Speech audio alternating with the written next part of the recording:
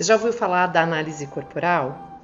A análise corporal basicamente é a gente olhar para o corpo de uma pessoa e entender, em linhas gerais, como é que ela pensa, como é que ela funciona e como é que ela se comporta em relação ao mundo, tá? Quando a gente entende isso, a gente vai entender coisas de ela está se comportando desse jeito não para me atacar, é porque é o jeito que ela funciona, é o jeito que ela aprendeu com a gravação das dores, dos seus traços e estão refletidas no seu corpo.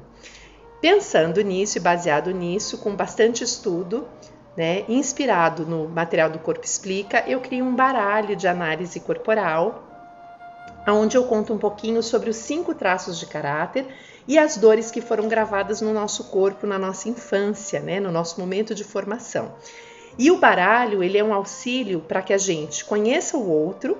Em várias situações a gente pode usar o baralho como apoio, como ferramenta, mas também a gente se conhece e passa a entender por que a gente reage daquela maneira em relação àquela situação que nos é colocada.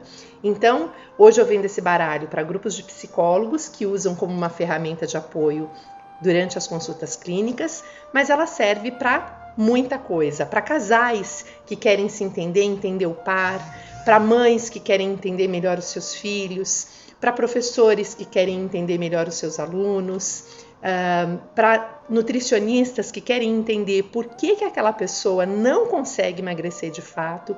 Então o baralho, ele não é só uma ferramenta para que a gente conheça o outro, mas ele é uma ferramenta para que a gente se conheça também e trabalhe melhor com as nossas dores e, mais do que isso, que a gente se mantenha o máximo de tempo dentro do nosso recurso.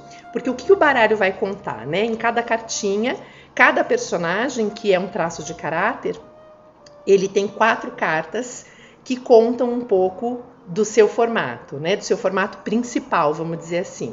Então, o que ele vai dizer pra gente? Ele vai dizer qual é a maior dor, né? O que está gravado lá no fundo da nossa alma. Então, esse formato tem essa dor principal.